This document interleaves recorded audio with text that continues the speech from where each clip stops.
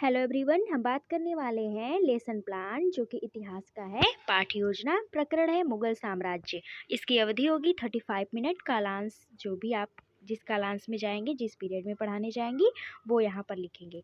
सामान्य उद्देश्य ये पूर्ववत होगा, क्योंकि जो आप पहले उस सामान्य उद्देश्य लिख चुकी होंगी उसको बार बार नहीं लिखना होता है। यहाँ पे आप पूर्ववत लिख सकती हैं।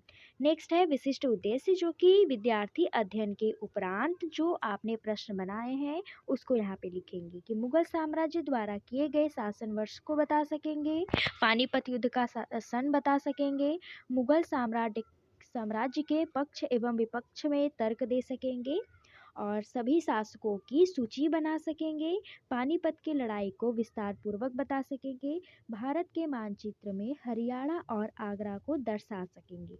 ये जो है विशिष्ट उद्देश्य आपको ज्ञानात्मक स्तर पर, बोधात्मक स्तर पर और कौशलात्मक स्तर पर, 3 स्तर पर ये प्रश्न जो है बनाए जाते हैं 1 से लेकर 6 तक। ठीक है। उसके बाद आता है पूर्व ज्ञान। पूर्व ज्ञान में विद्यार्थी जो है मुगल साम्राज्य व शासकों के बारे में सामान्य जानकारी रखते हैं। उसके बाद आता है प्रस्तावना। प्रस्तावना में आपको छात्र अध्यापिका क्रिया और विद्यार्थी क्रिया, ये जो है जिग जैग फॉर्म में आपको क्वेश्चन बनाने होंगे और इसका आंसर बच्चों से निकलवाना होता है। यहाँ पर आप देख सकते हैं कि ऐतिहासिक स्थल के नाम बताइए। तो विद्यार्थी की क्रिया होगी कि ताजमहल बताएंगे, लाल किला बताएंगे या कुछ ऐसे ऐतिहासिक स्थल जरूर बताएंगे। तो उन्हीं को जोड़ते हुए आप पूछेंगे कि लाल किले का निर्माण किसने कराया था, तो बच्चे बोलेंगे शाहजहां ने। यदि नहीं बोलते तो आप कुछ ऐसे पिक्चर बनाकर ले जाइए, कुछ ऐसे चीज़ों को दिखाइए कि बच्चे जाने कि हाँ ये लाल किला है। कुछ 1-2 बच्चे होंगे जो बताएंगे कि शाहजहां ने बताया बनवाया था। फिर ताजमहल किसने बनवाया, तो ये भी बच्चे बताएंगे। शाहजहां किस साम्राज्य का शासक था, शायद ये उन्हें ना पता हो, समस्यात्मक प्रश्न हो जाए, तो ये आपको पढ़ाना होगा। उद्देश्य कथन है, अतः आज हम मुगल साम्राज्य के विषय में अध्ययन करेंगे।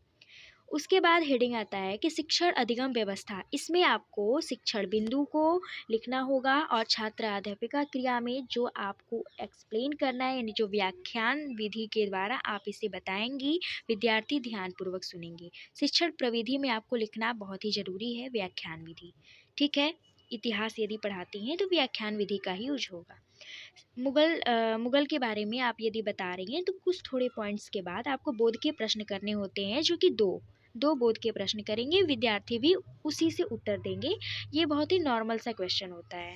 ये प्रश्नोत्तर प्रविधि में चला जाएगा। नंबर 2 पे बाबर को मैंने लिखा है कि बाबर ने मुगल राजवंश को स्थापित किया। उन्होंने उत्तरी भारत के कुछ हिस्सों पर हमला किया और दिल्ली के शासक इब्राहिम शाह लोदी को पानीपत यानी 1526 के युद्ध में हराया। मुगल साम्राज्य ने उत्तरी भारत के शासकों के दिल्ली के सुल्तान का स्थान लिया। समय के साथ उमेर द्वारा स्थापित राज्य ने दिल्ली के सुल्तान की सीमा को पार किया। अंततः भारत का एक बड़ा हिस्सा घेरा और साम्राज्य की पदवी भी प्राप्त की। तो ये पढ़ाने के बाद आपको भी एक या 2 बोध प्रश्न करने होंगे। तो बच्चे बताएंगे कि पानीपत की लड़ाई किसके बीच हुई थी, बच्चे बताएंगे बाबर और लोदी के बीच हुई थी। ये प्रश्नोत्तर प्रविधि में हो जाएगा। नंबर 3 पे है हुमायूं। हुमायूं के बारे में भी आपको एक्सप्लेन करना होगा। उसके बाद थोड़ा एक्सप्लेन करने के बाद आप यहाँ पे 2 बोध के प्रश्न करेंगी, जो कि बच्चे उत्तर देंगे। उसके बाद सारांशीकरण आता है। ये 10 से 12 लाइन का होगा, जो कि मुगल वंश आप जो प्रकरण आप पढ़ा रही हैं उसको पढ़ाने के उपरांत अतः आज हमने, यानी आपको सारांशीकरण समराइज करना है। जो छोटे में आप समराइज करके आप बच्चों को सुनाएंगे कि अतः आज हमने इसके बारे में अध्ययन किया। ठीक है। विद्यार्थी ध्यानपूर्वक सुनेंगे। उसके बाद ये जो है जो ये था पूरा बना हुआ है लाइनिंग, इसको आप बंद कर देंगे। ठीक है। ये पूरा बंद हो जाएगा वो पूरा डिब्बा। तो उसके बाद श्यामपट्ट कार्य में आएंगे कि श्यामपट्ट पर जो आपने वर्क किया है उसको लिखेंगी।